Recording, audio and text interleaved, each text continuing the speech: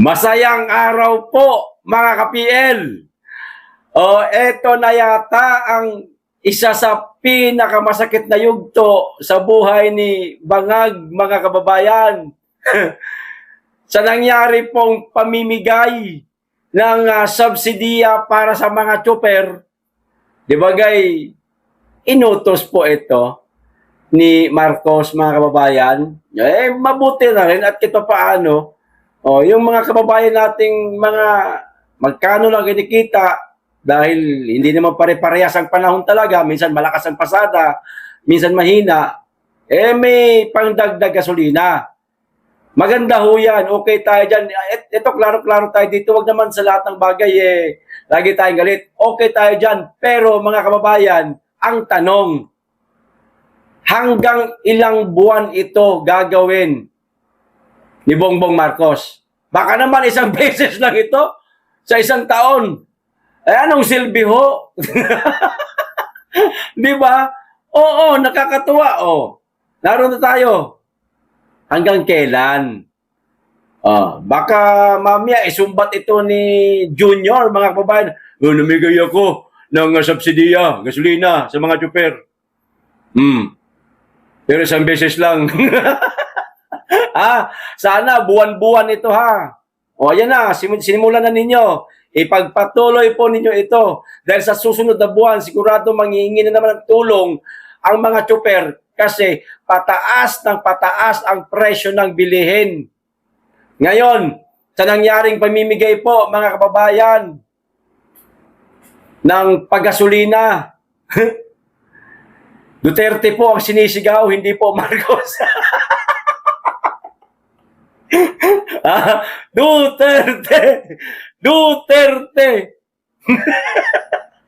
Hindi po BBM.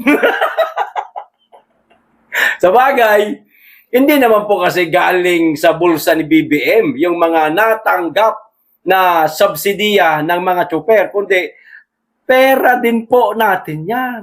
Mga kababayan ha, tatandaan po ninyo. Oy! Gising, gising! Baka mamaya akalain ninyo sinabi ni Marcos, mamimigay tayo ng 5,000 ba yun? Kada chopper. Matutuwa na ho kayo, madadala kayo. Naku po, madala kayo, mauto, mabudol na naman kayo. Pera ho natin yan. Ibinalik niya lang po sa atin. Sa inyo lang pala, kasi kayo lang po ang chopper. Ibinalik lang po sa inyo.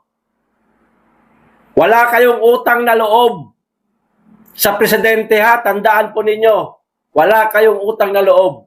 Pasalamatan nyo siya dahil naisip niya yan, okay tayo dyan. Pero tatanawin yung utang na loob yan? Hindi po. Pera po natin yan. Taxpayer po tayo. Okay, naintindihan ho ninyo? Ito ho yung video, mga kababayan, kung paano tinawag si Tatay Digong. Ang laking insulto nito kay Bongbong Marcos. Mga kababayan, pasensya na, medyo napahaba po tayo. Ito na po, panoorin na po natin.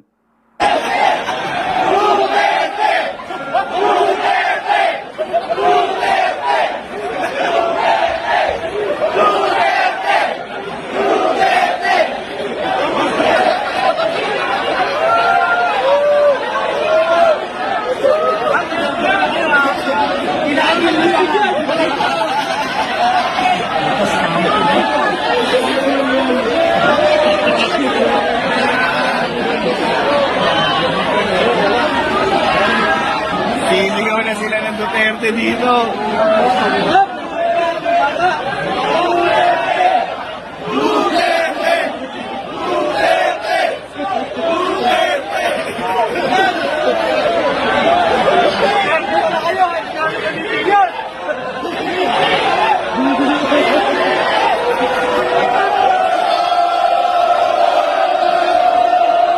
Kita nyo na, mga kababayan. Patunay lang po ito, mga kababayan, na marami pa rin talagang nagmamahal kay Tatay Digong. Kasi minulat po ni Tatay Digong tayong lahat. Minulat niya po tayo. Itinuro niya po sa atin ang mga basic na pag-uugali ng mga politiko At higit sa lahat, etong kalakaran sa sa politika at sa gobyerno. Katulad na lamang po noong mga sinabi niya noong mga nakaraang taon. Sabi niya, eleksyon. Pag binigyan kayo ng 5,000, tanggapin nyo yan. Ayuda, tanggapin nyo yan. Sa 5,000, 10,000, tanggapin nyo yan. Pera nyo yan. Di ba? Diyan tayo, isa sa nabula. Ako, aminado ako dyan eh. Pagamat alam na ho natin yan. Opo, taxpayer nga tayo eh. Matagal na panahon na alam na natin yan. Nakalimutan lang po natin. Siya nga, nga pala no. Siya nga pala, pera pala natin yan. Yung ganon. Nagising tayo rin eh. Kasi nakatulugan ho natin yan. Kaya ito mga taong to sumisigaw Duterte. Ito yung mga tunay na nagmamahal hanggang sa ngayon sa dating Pangulong Duterte, mga kababayan. Kung insultuhin nila si Marcos. Ayan na.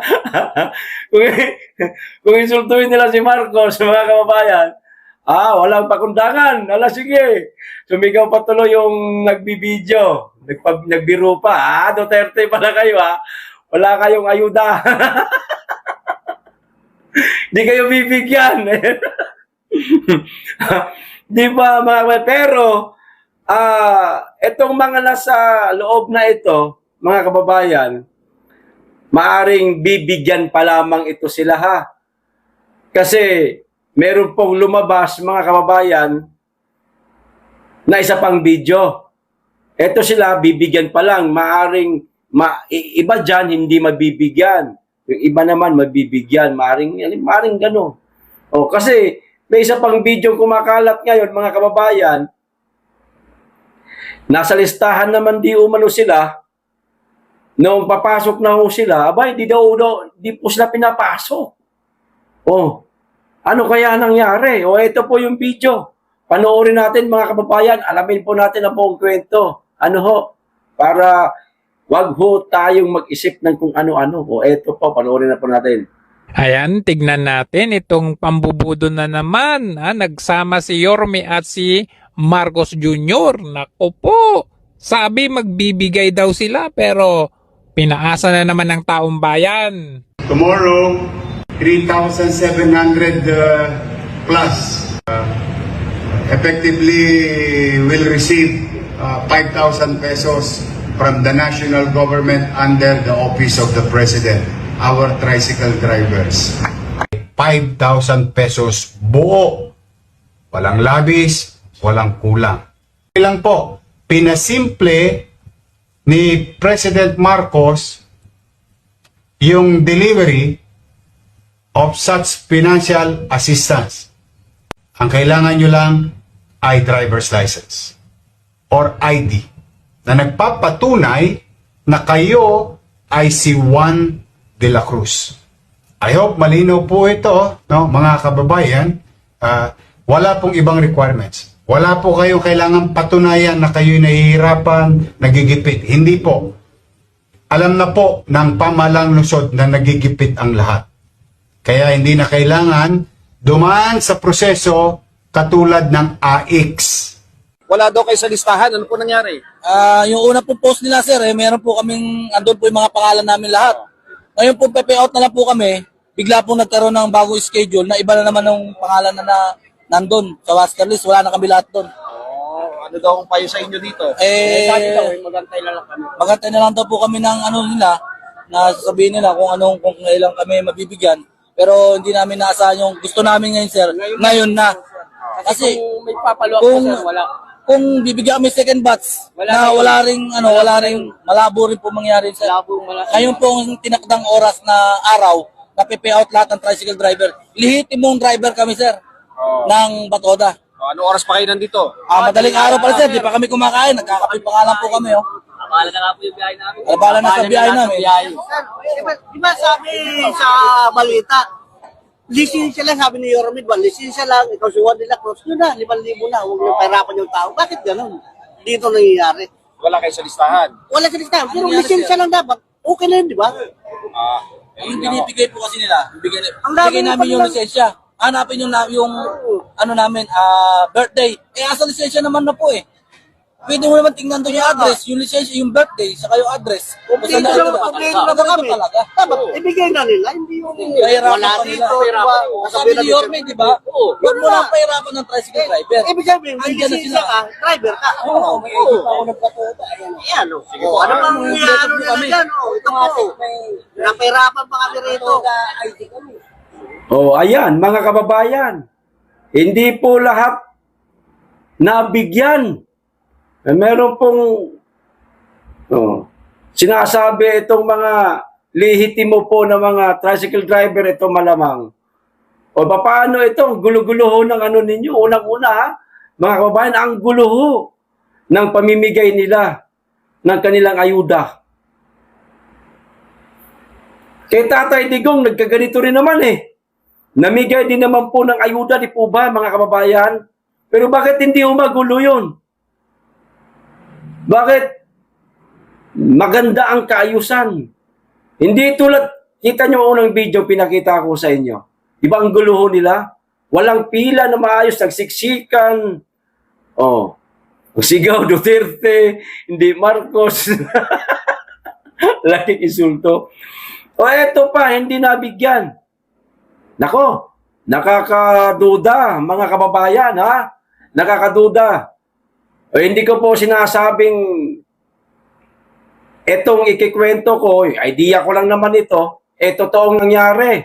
O idea lang naman po ito, no? Hindi naman po tayo paparatang na itong sa lungsod ng ganito, itong nangyayari sa lungsod ng ganito, ito ang nangyari sa pamimigay ng ayuda, kaya hindi lahat nabigyan. Wala akong sinasabing gano'n, ha?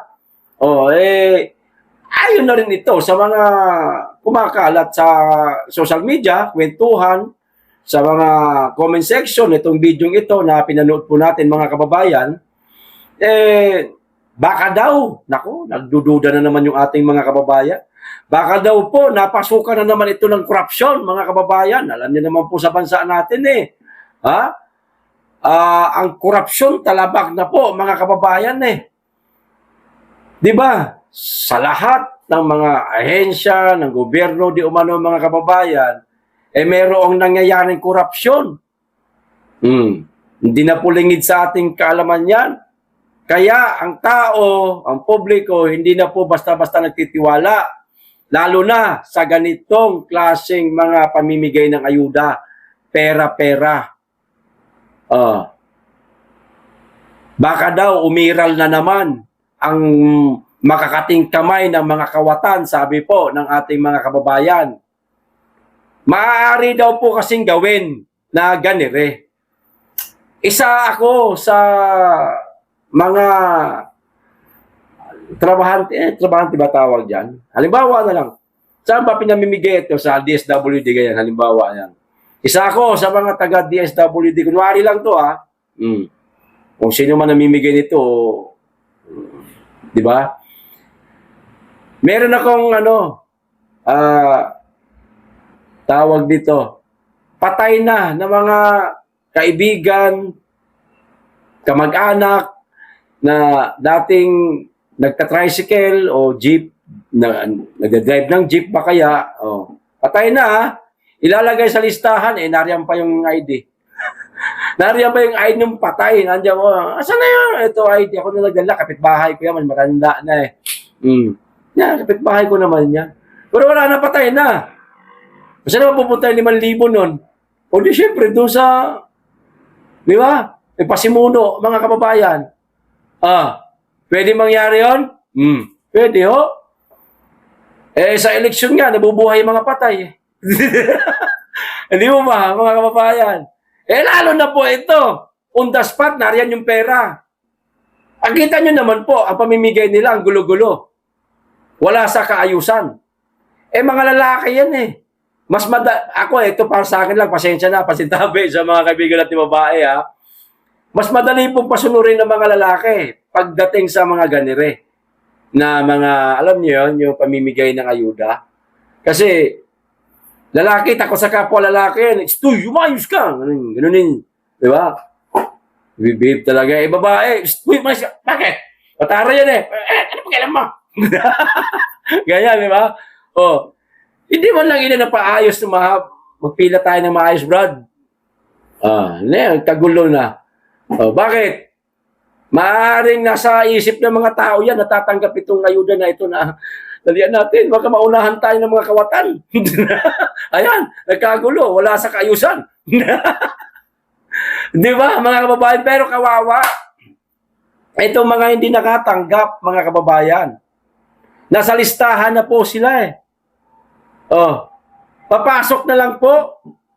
Nako, nakabago daw po ang mga kaganapan. Ano iisipin ho natin dyan? Sige nga.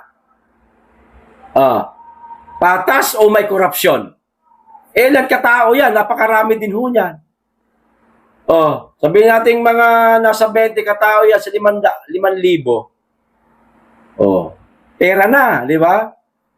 Gani ring napakamahal ng gasolina at mga bilihin. Susunod na yan, sigurado. Magagamit na po nila yon. Mula sa mga pangungulimbat na naman. Wala sa kaayusan. Yan. Di ba, mga kababayan? Ito pa isang balita. Bagong Pilipinas nga eh. Yan ang bagong Pilipinas, magulo. Ginawa ho nila tayong, alam mo yung manok na pinakakain lang. Hagis ka ng pagkain yan. Ganun kaliit ang tingin po sa atin, mga kababayan. Di po ba? Hindi po sa pagmamalaki yan. Yan po ang nakikita ko. Ganyan po kaliit ang tingin sa atin. Ito pa. Sa kabila ng mga nangyayaring krisis sa langis, mga kababayan, at susunod na dito po, naku, wag naman po sana agad-agad. Ang presyo ng mga bilihin, ng mga basic commodities po natin, no? Di ko alam kung pampalubag loob ito o parang inuuto na naman siguro ni Junior tayo, mga kababayan. Binubudol niya na naman tayo nito. Ito ho, basahin ko. Salay ko lang po yung caption. Everything is normal, ha? No need to worry daw, mga no need to worry. Ayan, sabi niya, Bisaya na naman ito. Dito tayo sa sa English na lang, sa mismong quote card. Marcos, everything is normal, no need to worry.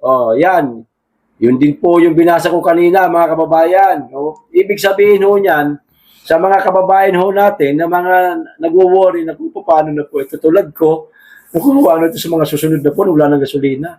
Paano? Yung ganon, maraming iniisip, mga kababayan. Parang pinapakalma niya. Dapat ba na huwag tayong mag-alala, mga kababayan? Di ba gaya ang pag-alala, katumbas po yan ng paghahanda. Di ba? Bago pa man dumating yung pinangangambahan mo, doon ka nag-aalala. Di ba dapat ngayon gumagawa ka na ng solusyon? Gumagawa ka na ng plano para pag dumating yon, gagamitin mo yung plano na yon, kahit paano, makakatulong tayo o makakatulong mismo ng ating presidente sa atin, mga kababayan. Pero, may ganun ba tayong nakikita? Wala, mga kababayan. Tapos sasabihin niya, walang dapat ipag-alala. Ano nga yun? Klaruhin natin to. Para huwag tayo ma-fake huwag tayo ma-fake news. Everything is normal. Normal pa ba na maituturing yan, mga kababayan, na 114 na po ang gasolina ay krudo kung daw nagkakamali. Malapit na po mag-100 ang presyo ng mga gasolina tulad ng unleaded, premium, ganyan ba? Everything is normal pa yan? Hindi na normal yan, Mr. President. Ano nangyari sa inyo?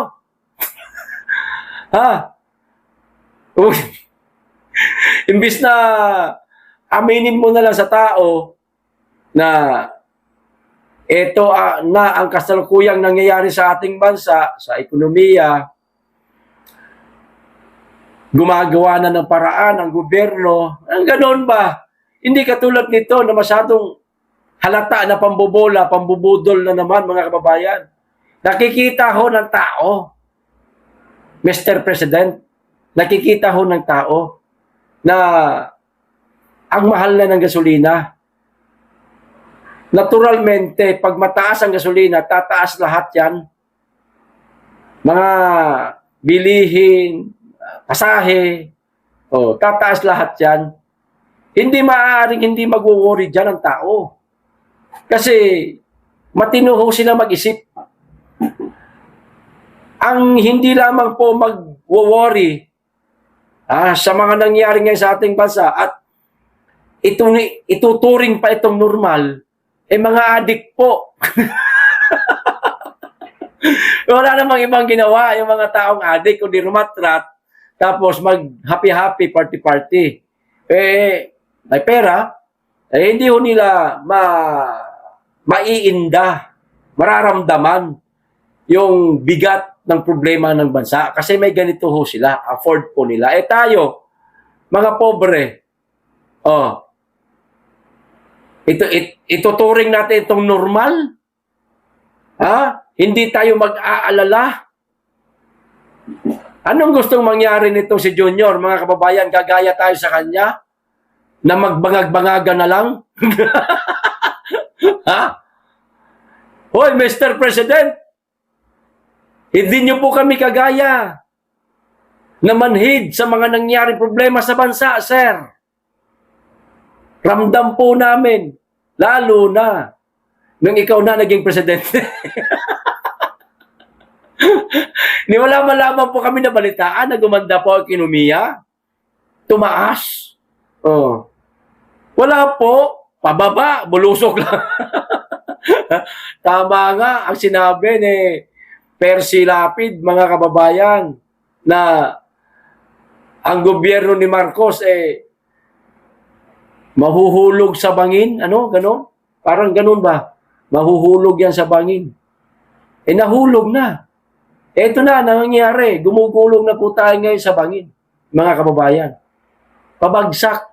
Ekonomiya, pagsak, mga kababayan. Grabe ho. Walang mga foreign investor, pati ang turismo, bagsak. Diba? Isa na lang po ang bumubuhay sa atin. Mga OFW na lang po, mga kababayan. Sila na lang po ang bumubuhay sa atin. Ang nagdadagdag, nagbibigay ng mataas-taas man lamang para sa ekonomiya natin. OFW. Kaya, saludo po kami sa inyong lahat, mga madam at sir. Ito po kanan kamay ko ha. Naka-mirror lamang po itong aking camera. Saludo po kami sa inyo, mga madam at sir. Pero, pasensya na ho kayo. Lilipas din lahat ng ito. Dadating din ang araw na ipagmamalaki niyo po ulit ang Pilipinas. At, tawag nito, ipagmamalaki niyo po ang Pilipinas at gugustuhin niyo nang umuwi dito. Kasi gusto niyo na po ang nangyaring maganda sa ating bansa. Ganyan. Okay na ang presidente, okay na. Uwi na lang ako, doon na ako. Ayan. Ganun ba? Hindi pa ho ngayon. Ngayon, nagtitiis pa po tayo, mga kababayan. Tiis lang po. Wala pong bibitaw, mga kababayan. Okay? Ang importante, wala tayong sakit. Wala tayong mabibigat na karamdaman, alam niyo yun. Kaya lagi ho tayong magdadasal, mga kababayan. Na huwag tayong bigyan ng ganun. Dahil pag pumasok sa atin, ako po, Diyos ko po, ganitong wala nga ultimo mga gamot daw dyan, mga kababayan, sa mga ospital, sa mga center, mga munisipalidad, naku po, wala daw pong gamot sa rabies. Naku po, mag-iingat po ninyo yung mga anak, magmakagat ng mga aso. Naku, wala po tayong aasahan sa administrasyon ito, mga kababayan. Kanya-kanyang survival tayo ngayon. Eto pa, isang balita, mga kababayan. Hayaan na po natin siya kahit sabihin niyang everything is normal, no need to worry. Los. Hindi kami manhid katulad mo. Ito pa, huli, mga kababayan. Itong tungkol po sa sinabi ni Gibo Teodoro, di namin niya na. Nagkaaminan na. Parang supalpal ho dito si, mga kababayan, si Browner. Ito parang sinampal po ni Gibo Teodoro si Browner. Dahil ang lagi pong ipinagmamayabang ni Browner, kaya po natin makipagdigma hanggang 30 araw bago dumating ang ating mga kaalyado. Tanga talaga, Dadating, meron pa kayang tutulong sa atin ng mga kaalyado? Kung yung mismong bansa nila binabanatan din, uunahin pa ba tayo? Tanga lang, di ba? Browner, pag magulo na, kanya-kanya na yan. Meron tayong itatapat sa China, yan ang kinakalaban Meron tayong itatapat. Ito po ang sinabi ni Gibo Teodoro, mga kababayan, na parang sampal po ito kay Browner. Sinabi ni Department of National Defense Secretary Gilbert Teodoro Jr. na hindi kaya ng Pilipinas na tugunan ang panawagan ni US President Donald Trump sa mga kaalyado nitong bansa na tumulong sa seguridad, mga kababayan, sa Strait of Hormuz sa pagtatangkang muling buksan ang waterway na isinara ng Iran bilang tugon sa mga pag-atake ng US at Israel, mga kababayan. Seguridad lamang po, di ba, nanawagan po si Trump na tulungan nyo kami, lahat ng kaalyado ng Amerika. Tulungan nyo kami, pero may mga tumanggi na. Tumanggi kung daw, 3 bansa na tumanggi. 3 bansa ang tumanggi. Kaya nabanggit namin kanina yung sa Birada, hindi ko na lang po masyadong dito kasi nakalimutan ko, mahirap na, baka ma-fake news po tayo. Basta meron na 3 bansa na tumanggi sa panawagan ni Trump, hindi po magbabantay ng seguridad sa Strait of Hormuz, mga kababayan. Ngayon, di sinabi ni Gibo, hindi natin kaya magbantay ron. Nabuwang na yung kanilang barko ng mga malalaking bansa ito. Tapos sa atin, ganire. Ito? Pagtawanan tayo doon. Wala tayong kakayahan dyan. Tapos sasabihin pa ni Browner na kaya natin hanggang 30 araw. Kung yung magpadala nga lang ng barko sa Strait of Hormuz, hindi nga natin kaya. Browner, gira pa kaya? Nabuang na. Nakita mo ang hypersonic ng Iran? Meron ding kagamitan ng China na kahalintulad niyan. Yung sinabi nung sino ba yun? Spokesperson ba yun ng China? Hindi ko makakalimutan, hindi ko matandaan. Basta may nakita akong video na meron din silang malakas na, Diyos ko po, pampasabog, na yayinagin po ang 4 na sulok ng mundo. Ika niya. Ganun kalakas. Grabe. Pag yun ang ibinigay sa atin, anong ilalaban na 3 araw? Baka wala pang isang oras, durog na tayo Eto, simple lang yan. Ito pa, dagdag ko papasahin. Wala tayong capability na mag-escort sa akin, MOT and academic, wala tayong capability mag-escort.